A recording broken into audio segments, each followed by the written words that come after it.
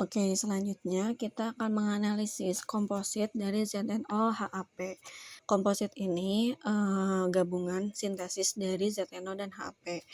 Kita bisa menganalisis satu persatu di rentang yang sama seperti pada senyawa ZNO murni dan juga HAP murni. Pada rentang tertentu kita bisa menganalisis dua gugus sekaligus seperti vibrasi ZNO murni dan juga HAP murni. Nah, di sini kita seperti biasa menambahkan data absorbensi di transmitan komposit dari ZNO dan HAP. Seperti biasa kita masukkan rumus 2 min log transmitan. Kemudian kita klik OK. Oke, selanjutnya kita plotkan antara data absorbensi dan juga wave number. Oke, setelah itu urutannya seperti biasa dengan mengubah scale-nya, kemudian kita membuat baseline dan juga nanti kita melakukan smoothing. Oke, kita buat baseline terlebih dahulu.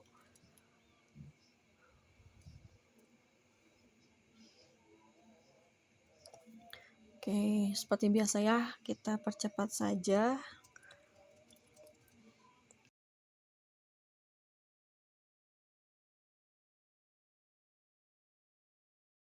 Oke, kemudian kita blok antara data yang sudah di smoothing tadi. Kemudian kita bisa memplot hasil smoothingnya. Nah, di sini kita ubah juga scale-nya. Kita klik OK. Nah, di sini kita bisa menganalisis 3 gugus. Yang pertama itu untuk rentang 500 hingga 650 kita bisa menganalisis gugus ZNO vibrasi dan juga fosfat vibrasi. Nah, kemudian pada rentang 1000 hingga 1200 itu kita bisa menganalisis senyawa hidroksiapatit stretching, dan terakhir kita bisa menganalisis pada rentang 3400 hingga 3600 untuk mencari gugus OH. Nah, selanjutnya kita akan menganalisis gugus pertama yaitu pada rentang 500 hingga 650. Oke, kita buka booknya.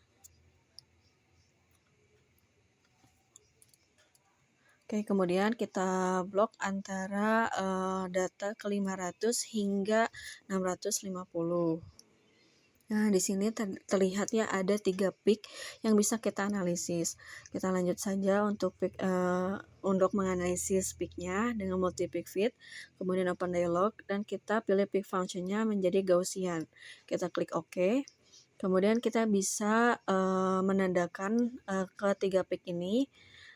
Oke, di sini dan juga di sini. Oke, selanjutnya kita klik Open NL Fit.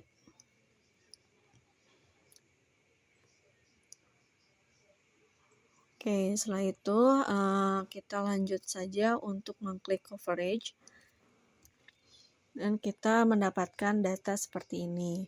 Di sini COD atau R square-nya itu sudah mencapai 0,99 dan juga fit statusnya itu sukses ya.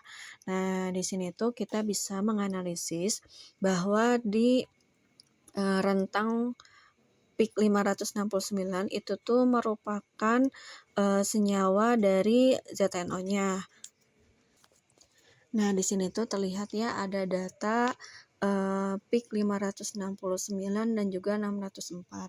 Di sini tuh ZNO-HAP itu berada di antara kedua rentang senyawa murni, yaitu yang pertama senyawa murninya itu kan ZNO pada rentang 571 dan juga HAP-nya 567.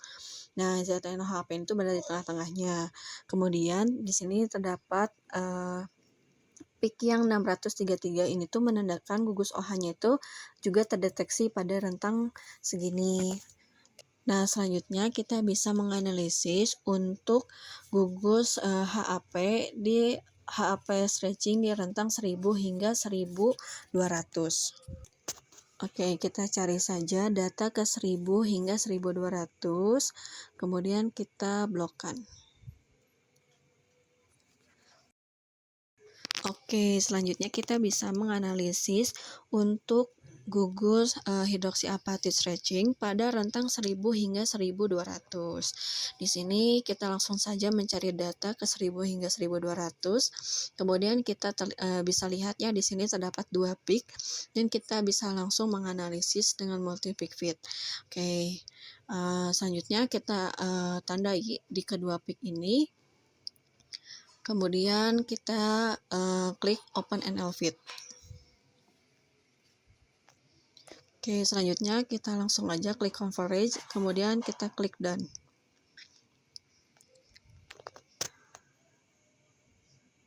Di sini terlihat nilainya itu 0,98 dan mendekati 1. Nah, di sini kan terdapat dua peak. Ini tuh sesuai dengan literatur di senyawa hidroksiapatit murni bahwa gugus stretching itu terdeteksi pada rentang 1000 hingga 1200. Oke, selanjutnya kita bisa menganalisis untuk senyawa OH stretchingnya yaitu pada rentang 3400 hingga 3600. Oke, kita langsung saja memblok atau mengplot data ke 3400 hingga 3600.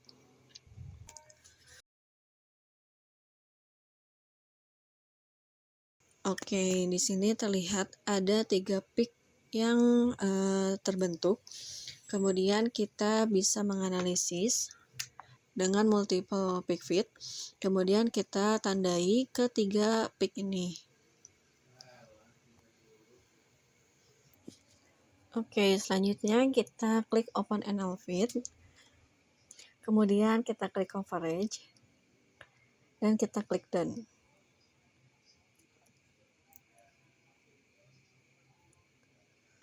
Oke, di sini terlihat R-square-nya itu pada nilai 0,96. Cukup mendekati nilai 1. Intinya tuh kalau misalkan di atas 0,95 itu bisa dikatakan aman dan analisisnya sukses. Kalau misalkan masih di bawah rentang 0,95 itu perlu dianalisis lagi gitu.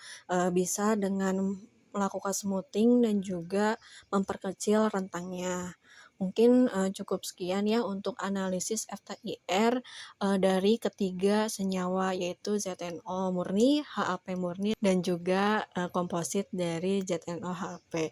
Ini tuh membuktikan bahwa gugus-gugus yang sudah kita analisis di senyawa murninya itu terdapat atau terdeteksi di senyawa kompositnya, menandakan bahwa sintesis ZNO-HAP ini tuh sudah berhasil. Mungkin cukup sekian sharing mengenai analisis FTIR. Mohon maaf apabila masih banyak kekurangan. Assalamualaikum warahmatullahi wabarakatuh.